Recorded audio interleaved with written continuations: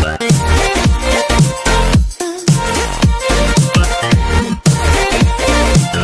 का हमारा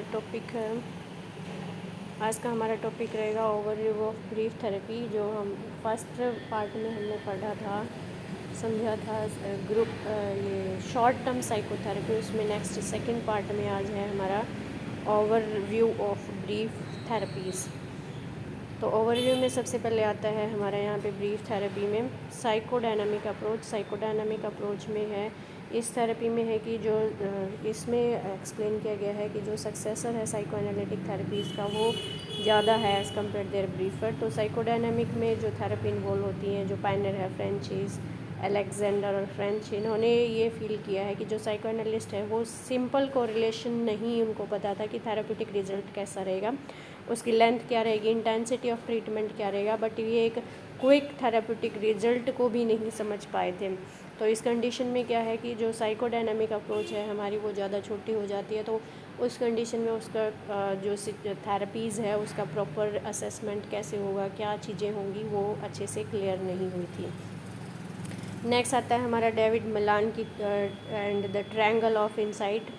ये डेविड मिलान ने जो ट्रायंगल दिया उसके बेस पे हम पढ़ते हैं कि जो डेविड मिलान है उसने स्टार्टिंग में influential approach time limited therapy start की, जिसमें कि रेडिकल फर्स्ट टर्म दी है, रेडिकल लेटर इंटेंसिव। सबसे पहले उसने रेडिकल टर्म दिया, उसके बाद इंटेंसिव टर्म को एक्नॉलेज किया है। इसमें क्या रहता है कि सबसे पहले तो इम्प्लीकेशन जो सबसे ज़रूरी था वो केयरफुल असेसमेंट था, असेसमेंट करना पेशेंट की, उसके बाद सेलेक्ट करना पेशेंट को, जो टाइम लिमिट है वो शॉर्टर होना चाहिए, एक्सेलरेट होना चाहिए कि जो रेजोल्यूशन है सेंट्रल प्रॉब्लम वो हम आसानी से फाइंड आउट कर सके, उसमें कोई प्रॉब्लम ना हो। एग्जांपल जैसे कि पेशेंट बहुत ज़्यादा सीवियर कंडीशन का है तो वो हम इसमें इंक्लूड नहीं कर सकते क्योंकि उसको टाइम लगेगा, उसको चीज़ें समझने में टाइम लगेगा। तो इसलिए इम्पोर्टेंट है साइकोपैथोलॉजी को असेस करना सबसे ज़्यादा इम्पोर्टेंट है। तो उस कंडीशन में सिलेक्शन इम्पोर्टेंट रोल प्ले करता है।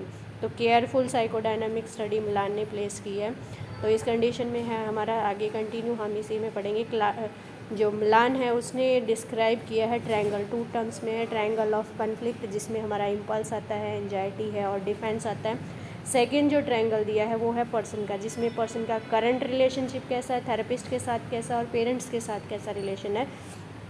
तो ये जो मेन 2 ट्रायंगल है हमारे वो इकोनॉमिकली भी फॉर्मेशन जो देगा इकोनॉमिकली, और साथ में मतलब आसानी से हमारे इन्फॉर्मेशन ले सकते हैं। साथ में आता है कि थेरेपिस्ट के साथ पर्सन का फोकल कन्फ्लिक्ट कैसा है, मतलब थेरेपिस्ट के साथ उसका रिलेशन कैसा है, फैमिली के साथ कैसा रिलेशन है, वो सब चीज़ें आइडेंटिफाई हो सकती हैं। तो थेरेपिस्ट का इसमें है कि इस अप्रोच के बेस पे थेरेपिस्ट एक लिंक बना सकता है एंजाइटी का, उसके डिफेंस का और हिडन इम्पल्सिस का। हिडन इम्पल्सिस होती है जो चीज़ें मतलब पर्सन को स्टिमुलेट करती हैं बट उसने दबा के रखी हैं, तो वो कंडीशन इसमें रहता है कि इस अप्रोच के बेस पे पर्सन को आसानी से हम आइडेंटिफाई कर सकते हैं उसका पास्ट का रिलेशन कैसा था, प्रेजेंट रिलेशन कैसा और थेराप्यूटिक रिलेशन उसका कैसा है। थेराप्यूटिक मतलब अभी जो ट्रीटमेंट चल रहा है पर्सन का वो कैसे हम कर सकते हैं, वो रहेगा हमारा इसमें। नेक्स्ट है इसमें हमारा द वर्क ऑफ हबीब डेवलोन। इसमें है जो डेवलोन ने मेथड दिया है, मेथड रियलाइज़ करता है ऑर्थोडॉक्स और जो साइकोडायनामिक डेविड है और कन्फ्लिक्ट मॉडल है। तो इसमें मेन है कंट्रोवर्सी अट्रैक्ट किया कंट्रोवर्सी को, क्योंकि ये जो मॉडल है इसमें रहता है कि पेशेंट कई बार रेस्टलेसनेस फील करता है, प्रीवेरिकेशन रहता है, इसमें वेगस कंडीशन है और विड्रॉल और अवॉइडेंस कंडीशन रहती है। तो इम्पोर्टेंट कंडीशन आ जाती है इसमें पर्सन का कि क्या चीज़ उसको अफेक्ट कर रही है, एंजाइटी किस तरीके से हो रही है। तो बार बार पर्सन को जब एंगर या कंडीशन से रिपीटेड कन्फर्मेशन होती है तो उसकी वजह से यहाँ पे जो ट्रायंगल आएगा वो पावरफुल कंडीशन रहती है। ट्रायंगल की वजह से क्या रहता है पर्सन में री एक्सपीरियंसिंग रहेगा वर्ड का, री एक्सपीरियंस के बेस पे रहता है हमारा। तो इसमें पर्सन बार बार जब इस कंडीशन में बार बार पर्सन को उस चीज़ से रिपीट करवाया जाएगा, उसको ट्रायंगल से फेस करेंगे। जैसे पीछे वाले में था हमारा ट्रायंगल था, उसमें एंजाइटी हम असेस कर रहे थे और कंडीशन जो आ रही थी उसके जो इम्पोर्टेंट जो कंडीशन है, जैसे एग्जांपल यहाँ पे दिया है कि एंजाइटी के जो सिम्टम है पर्सन के वो हम चेक कर सकते हैं कि कितना पर्सन उसको अवॉइड करने की कोशिश कर रहा है, उसमें इन्वॉल्व होना चाहता है या नहीं। जैसे कई बार होता है ना कि पर्सन फैमिली मेम्बर हैं कोई, तो उनसे अगर पहले कभी अनबन हो गई है तो दोबारा उससे हम कांटेक्ट नहीं करना चाहते। तो सेम इस थेरेपी में भी रहता है, इस कंडीशन में भी है कि पर्सन बार बार उसको प्रोवोक करने की कोशिश करेंगे या बार बार उससे रिपीट करवाया जाएगा, जैसे एक्सपोजर थेरेपी वगैरह। तो उसमें क्या रहता है कि पर्सन उसको एंजाइटी के सिम्टम आने स्टार्ट हो जाते हैं, तो वो चीज़ें थोड़ा सा डिफ़िकल्ट रहती हैं। नेक्स्ट है एंजाइटी प्रोवोकिंग और एंजाइटी सुप्रेसिव थेरेपीज़। जो एंजाइटी प्रोवोकिंग और एंजाइटी सुप्रेसिव टेक्निक है, इसमें हमारा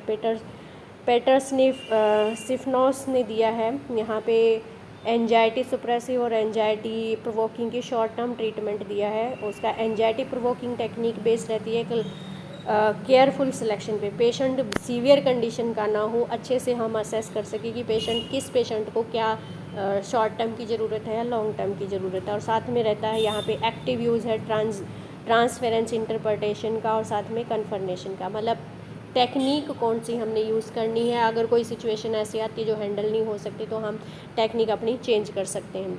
एंजाइटी प्रोवोकिंग थेरेपी में मेन रहता है पेशेंट का वेल सर्कमस्क्राइब्ड न्यूरोटिक सिम्टम हो, तो उस कंडीशन में इसमें मेन रहता है कि डायनामिक चेंज आता है, मेन इम्फेसिस किया जाता है जिसमें प्रॉब्लम सॉल्विंग का, क्राइसिस इंटरवेंशन का। और साथ में है यहाँ पे एंजाइटी जो प्रोवोकिंग थेरेपी रहती है वो मैक्सिमम 20 सेशन की रहती है और मोस्टली ये 12 to 16 सेशन तक रहेगी। मतलब मैक्सिमम 20 है, 12 to 16 में कंप्लीट हो जाती है और जो 4 सेशन रहते हैं बीच में वो फॉलोअप वगैरह के लिए यूज़ किए जाते हैं। सिलेक्शन क्राइटेरिया क्या रहता है इसमें, सबसे पहले आता है पेशेंट का प्रेजेंट सर्कमस्क्राइब्ड कंप्लेंट क्या है, प्रेजेंट कंप्लेंट क्या है पर्सन की, उसके साथ साथ मीनिंगफुल रिलेशनशिप चाइल्डहुड में पेरेंट्स के साथ कैसा था, इसके साथ साथ मोटिवेशन यहाँ पे थोड़ा सा चेंजेस मतलब टाइपिंग में मिस्टेक है। Motivation for change over and above symptom relief, मतलब पर्सन को मोटिवेट करना अपने सिम्टम को चेंज करने में। इमोशनल होनेस्टी होनी चाहिए और पर्सन आसानी से चीज़ों को समझ सके या इंटरेक्ट कर सके, वो चीज़ इसमें इंक्लूड हो। इसके बाद आता है हमारा वर्क ऑफ जेम्स मान ने यहाँ पे दिया है कि जो साइको एनालिटिक ट्रेडिशन पे बेस्ड है बट प्रोफाउंडली इन्फ्लुएंस किया यहाँ पे ब्रीफ साइकोडायनामिक का रिलेशन थेरेपी का। तो इसमें जो टाइम लिमिटेड साइकोथेरेपी इसमें दी है, मान ने एडवोकेट किया है कि 1 or 2 इंटरव्यू बहुत होते हैं पर्सन के साथ, पर्सन का सेंट्रल कन्फ्लिक्ट असेस करने के लिए, करंट सफरिंग को और पास्ट सोर्स को लिंक करने के लिए, और फोकस रहता है मेन पर्सन का सेल्फ इमेज को इम्प्रूव करना। इसके साथ साथ है हमारा यहाँ पे जो फ्रीक्वेंसी है और सेशन की लेंथ है वो लिमिटेड सेशन रहते हैं जो फ्लैक्सिबल भी हो सकते हैं और टोटल 12 सेशन ही फॉर्मुलेट किए जाते हैं, इससे ज़्यादा नहीं होते। और इसमें जो मान ने जो मेन एम्फेसाइज किया है उसमें रहता है एक्टिव मैनेजमेंट रहता है, टर्मिनेशन और एक्टिव मैनेजमेंट रहेगा। जो टर्मिनेशन फेज आता है लास्ट फेज, जैसे कि एग्जांपल 12 है या 16 जितने भी सैम्पल सेशन रहते हैं उसमें रहता है कि टर्मिनेशन फेज में जो प्रॉब्लम आ रही है पर्सन को, जैसे पेशेंट की तरफ से वो मतलब इमोशनली अटैच हो जाते हैं, उसके बाद कैसा रहेगा मेरी चीज़ें, मतलब जैसे एग्जांपल हम ही बहुत टाइम से किसी एक जगह पे एग्जांपल स्टडी के लिए कहीं बाहर गए हैं, आप हॉस्टल में रह रहे हैं, वहाँ से जब आने का टाइम होता है आपका तो थोड़ा सा डिफ़िकल्टी हो जाती है। वो सिचुएशन सेम यहाँ पेशेंट के साथ भी होती है, पेशेंट और थेरेपिस्ट के बीच में भी होती है, तो उसको पॉजिटिव रखना ज़रूरी है। लेस एंगर लेडन रहेगा, लेस गिल्टी लेडन रहेगा, तो उस कंडीशन में क्या रहता है सेपरेशन को हम मैचुरेशनल इवेंट में कन्वर्ट कर सकते हैं। पेशेंट को समझाना है, पेशेंट को स्टार्टिंग में जब पेशेंट एडमिशन या थेरेपी स्टार्ट करता है उसमें ही पहले ही बता देना है कि हमारी थेरेपी इतने टाइम तक रहती है, इसके बाद फॉलोअप के लिए रहेगा, या जो ट्रीटमेंट आपका अगर हो गया है तो उसके बाद हम डिसकंटिन्यू करेंगे।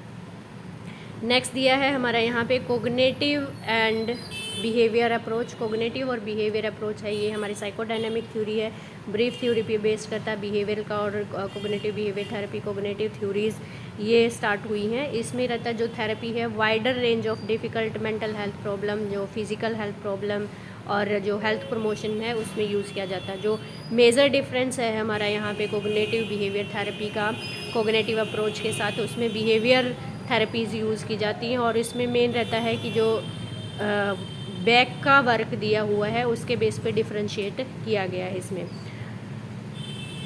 इसमें मेन एम्फेसिस रहता है हमारा, मेन एम्फेसिस रहेगा पर्सन का कि जैसे कि एग्जांपल फंक्शनल एनालिसिस के लिए, और दूसरा आता है प्रॉब्लमेटिक बिहेवियर अनवांटेड। इसमें मेन दिया है हमारा कोग्निटिव बिहेवियर थेरेपी, जो हमारी मेन फंक्शन करती है फंक्शनल एनालिसिस पे, जो प्रॉब्लमेटिक बिहेवियर है या अनवांटेड इमोशनलिज्म है, कोग्निशन टर्म है उन पे, और बिहेवियर और जो कॉन्सिक्वेंसेस आते हैं उस पर मेन फोकस रहता है। तो जो फॉर्मुलेशन है गाइड का उसमें रहता है कि एक्टिव चॉइस रहती है टेक्निक की, जैसे कि साइको एजुकेशन है, रिलैक्सेशन है, रेस्पॉन्स प्रिवेंशन रहता है, और साथ में कोग्निटिव रीस्ट्रक्चरिंग रहती है इस तरीके से। तो जो कोग्निटिव बिहेवियर थेरेपी होता है उसका मेन रोल, थेरेपिस्ट का मेन रोल इसमें रहता है कि न्यू एक्सपीरियंस इंक्लूड करना, और साथ में वेरियस जो कोग्निटिव चेंजेस हैं उसमें जो एक्टिविटी इंक्लूड होती है उसको अप्लाई करना। नेक्स्ट दिया है हमारा इसमें कोग्निटिव बैक का जो है इसमें वर्क है कोग्निटिव मॉडल में, तो मेन इम्फेसिस किया गया alternative way of approaching. Alternative way of approaching में रहता है हमारा यहाँ पे कि पर्सन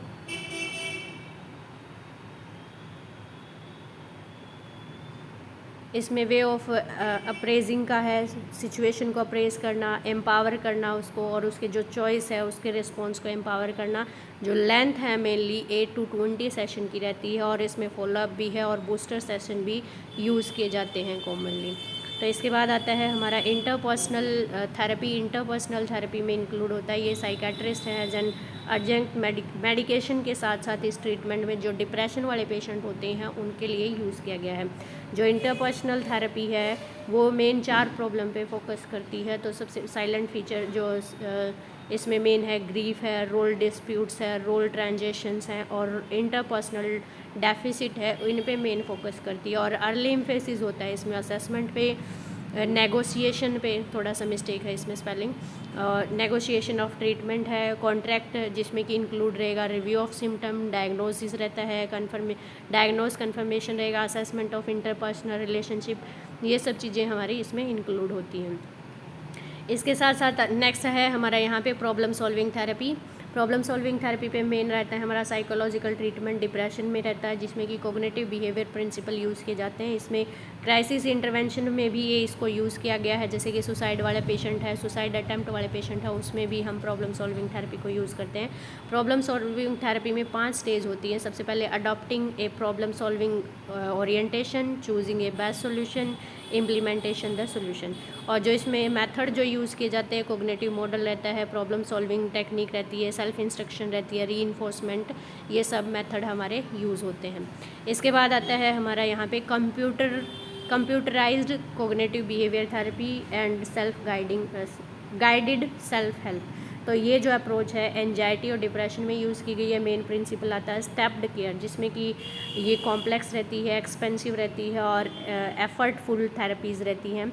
तो इसमें जो रिसर्च रिव्यू में शो किया गया है कि जो सेल्फ हेल्प इंटरवेंशन है वो हमारे कोग्निटिव बिहेवियर थेरेपी के प्रिंसिपल पे बेस करती है।